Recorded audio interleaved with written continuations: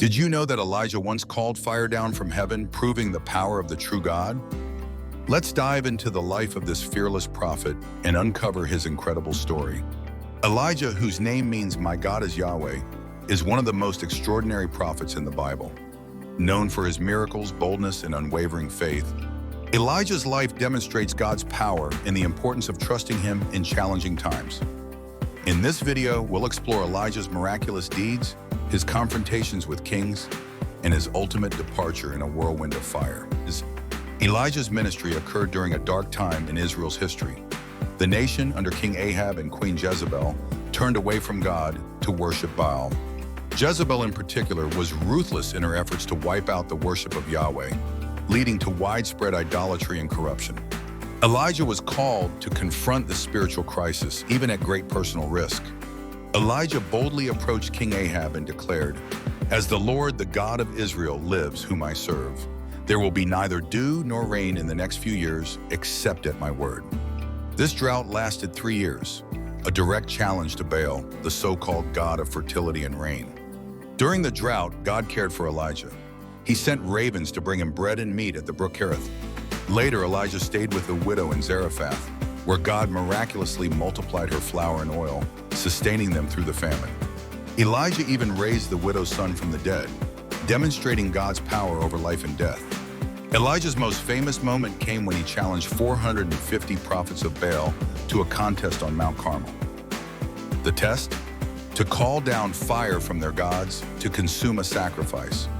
While Baal's prophets cried out in vain, Elijah prayed, and God sent fire from heaven, consuming the sacrifice, the altar, and even the water in the trench around it. The people fell to their knees proclaiming, "The Lord, He is God." After the dramatic showdown on Mount Carmel, where Elijah called down fire from heaven to consume his sacrifice, proving that Yahweh alone is God, it was time for the heavens to open again. Standing atop Mount Carmel, Elijah bowed to the ground, placing his face between his knees in deep, fervent prayer. He had faith that rain would come, yet there was no sign of it. Still, Elijah persevered.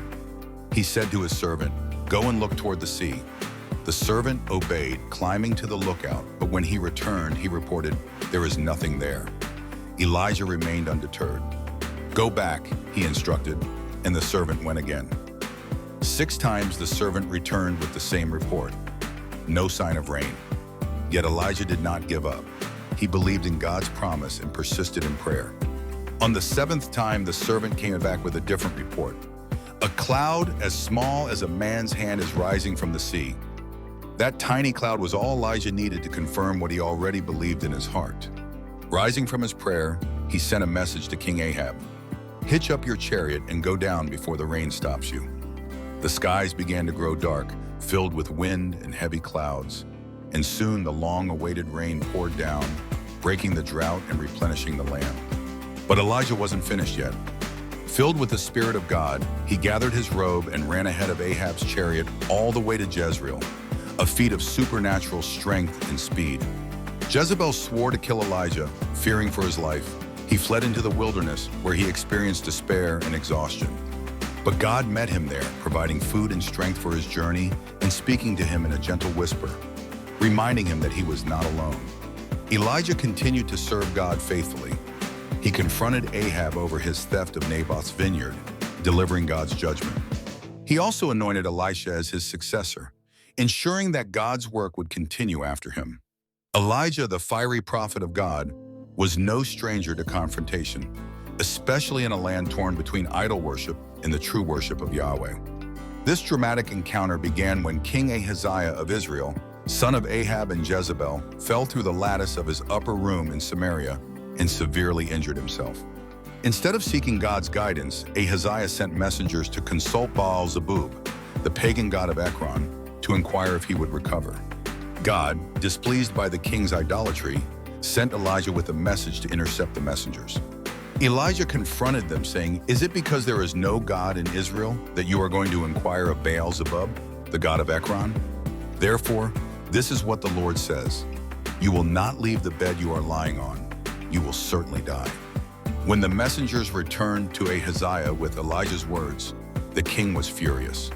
Recognizing the description of the prophet as a man with a garment of hair and a leather belt, Ahaziah sent a captain and 50 soldiers to arrest Elijah. The captain approached Elijah, who was sitting on a hilltop, and demanded, "Man of God, the king says, come down."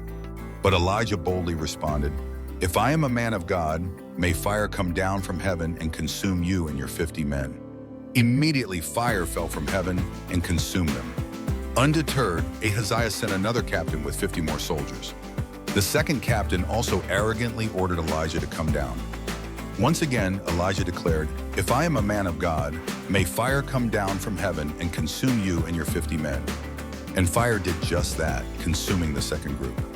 By now, the news of the fiery judgment had likely spread. Yet Ahaziah, still defiant, sent a third captain with 50 men. However, this captain took a different approach. Falling to his knees before Elijah, he begged for mercy, saying, "Man of God, please have respect for my life and the lives of these 50 servants of yours." Moved by the captain's humility, the angel of the Lord instructed Elijah to go with him without fear. Elijah descended from the hill and delivered God's message directly to Ahaziah.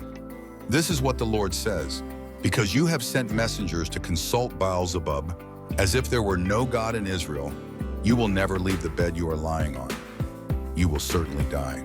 True to the word of the Lord, Ahaziah died shortly thereafter, and his reign ended in disgrace. The climax of Elijah's story is his departure from earth. Knowing his time was near, Elijah crossed the Jordan River with Elisha, parting the waters with his cloak. As they walked together, a chariot of fire and horses appeared, taking Elijah up to heaven in a whirlwind. Like Enoch, Elijah didn't die before he went to heaven. He left Elisha behind, who inherited a double portion of his spirit. Elijah's life was marked by extraordinary faith, courage, and obedience to God. From calling fire from heaven to standing firm in the face of idolatry, Elijah demonstrated that God's power is unmatched and his presence is ever faithful. His story inspires us to trust in God, even in times of uncertainty, and to stand boldly for truth. If you enjoyed learning about Elijah, check out our video on Elisha, his faithful successor, and discover how God's work continued through him. Don't forget to like, share, and subscribe for more inspiring stories of faith.